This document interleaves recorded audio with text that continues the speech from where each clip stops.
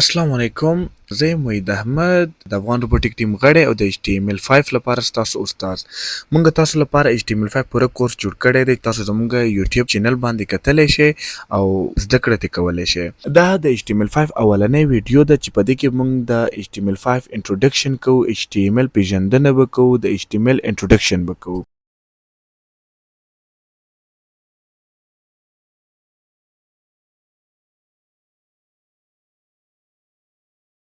ښه، اولنی سوال دی مونږ سره چې what is HTML، چې HTML څه ته وایي. مخفف دی HTML چې کوم دی او د دې فول فارم څه دی. هغه د H معنا هایپر، T معنا ټیکسټ او M معنا مارک اپ، L معنا لینګویج. ښه، هایپر ټیکسټ مارک اپ لینګویج څه معنی لري؟ اوس همیشه به تاسو په یو ویب سایټ کې چې په انټرنیټ باندې کار کوئ، تاسو یې کاروئ، هغه کې چې په یو څه باندې کلیک وکړئ تاسو بلې صفحې ته وړي، په هغې ویب سایټ کې مو بل ځای ته وړي. هغې ته څه وایي؟ هغه هایپر ټیکسټ دی چې هغه مونږ یو بل ځای نه بل ځای ته وړي. او دې نه علاوه په ویب سایټ کې به تاسو همیشه کتلي وي چې هلته لیکل شوي وي، یا یو ایمیج وي، یو عکس وي، یو فارم وي، یا یو آډیو وي، یا یو ویډیو وي، یا څه لیکل وي، څه باره کې معلومات وي، هغې ته مارک اپ ویلی کېږي. لینګویج ژبه.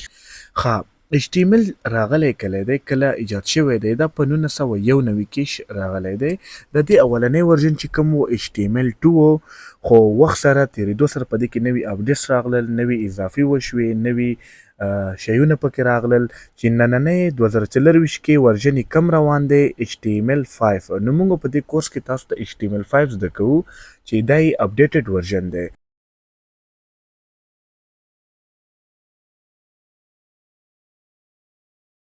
ښه، HTML څه دپاره استفاده کیږي؟ HTML it is used to create and design structure of a website on the internet. HTML چې کوم دی مونږه د ویب سایټ دپاره یو سټرکچر، یو وجود جوړو او ډیزاین کوو په انټرنیټ دپاره. سټرکچر نه څه معنی راځي؟ همیشه تاسو د انسان وجود چې کله ګورئ، لابراتوار یا لیبارټري کې به همیشه کتلی یو د انسان وجود ډانچه جوړه شوې هډوکو نه، هغه سټرکچر دی. همداسې HTML د هډوکو شکل ته تاسو اخیستلی شئ چې د هډوکو باندې انسان څنګه جوړ شوی وي، داسې موږ HTML جوړو. بیا په انسان باندې وروسته پوستکی راشي، روح راشي، همداسې ویب سایټ ته به موږ ډیزاین ورکوو، هغې کې نور شیونه ایډ کوو چې هغه د CSS جاواسکرپټ په ترو کېږي. خو اولنی بنیاد یې چې کوم دی، سټرکچر یې چې کوم دی، په HTML باندې کېږي. ښه، HTML باندې د بنیاد چې کله موږ اږدو په ویب سایټ دپاره، مونږ یو څه په ویب سایټ باندې راولو، مخې ته عکس یا لیکل یا ویډیو یا فارم یا څه شی، هغې دپاره HTML څنګه استفاده کیږي؟ HTML هغې دپاره ټیګز استفاده کوي. ټیګز څه شي ته وایي؟ دا اوس موږ سره بل سوال دی چې what are HTML tags. HTML tags څه ته وایي؟ HTML has tags to design web pages. HTML tags نه استفاده اخلي چې ویب سایټونه، ویب پیجز چې کوم دي هغه ډیزاین کړي. HTML tags چې کوم دي، all HTML tags come in pairs. ټول HTML tags چې کوم دي په جوړه کې راځي، یو یو نه راځي. اولنی څه وي؟ an opening tag and a closing tag. اولنی opening tag وي د HTML چې دی اول مونږ لیکو، بیا دې په لاندې مونږ کلوزینګ ټیګ راولو. د دې په منځ کې چې دلته مونږ هر څه راولو، دلته هر څه چې راځي هغه به په ویب سایټ کې مخ ته مونږ ته راځي، خلکو ته به مخ ته راځي، او د کوډ به یې بل چا ته مخ ته نه راځي. دا چې تاسو کله لیکئ تاسو ته به صرف مخ ته راځي. ښه، د HTML اوپننګ ټیګ چې کوم دی، اول مونږ دا نشاني اچو، لیس دین ساین ورته وایي، منځ کې به یې د ایلیمنټ لیکو چې کوم ټیګ دی دلته HTML دی، بیا به د ګریټر دین دا علامه اچو. او په کلوزینګ ټیګ هم داسې دی، خو دلته چې د لیس دین ساین نه بعد مونږ دلته فارورډ سلیش دغه نشان اچو، بیا HTML لیکو او بیا د کلوزینګ ټیګ.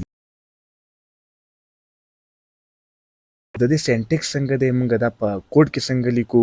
دې دپاره به مونږ سبلایم ټیکسټ ایډیټر استعمالوو. تاسو ورته نوټ پیډ هم استعمالولی شئ، بل څه هم استفاده کولی شئ، خو ټولو نه HTML دپاره او CSS او جاواسکرپټ دپاره ښه چې کوم دی هغه سبلایم ټیکسټ ایډیټر دی. باید تاسو هم دې نه استفاده وکړئ، تاسو دپاره به یو اساني راولي. دا د HTML یو نقشه غوندې ما درته جوړه کړې د کوډ نه، هغه دا ده چې HTML کوډ به مونږ داسې لیکو، دا به مونږ څنګه ثبت کوو، څنګه به مونږ دا ویب سایټ په شکل کې مونږ خلاصولی شو په براوزر کې، یا ګوګل کروم یا اوپیرا یا په بل یو کوم براوزر کې، هغه به تاسو ته مونږ بیا په بل را روانه ویډیو کې ښایو. خو دلته تاسو کتلی شئ، دا وګوره، دا اوپننګ ټیګ دی چې ما درته کیسه وکړله. او لاندې چې کوم دی کلوزینګ ټیګ دی. اولنی هر څه چې مونږ بندو د HTML په ټیګ کې به بندو. د مینز کې بیا نور ټیګز، نور معلومات، نور هر څه مونږ اچولی شو.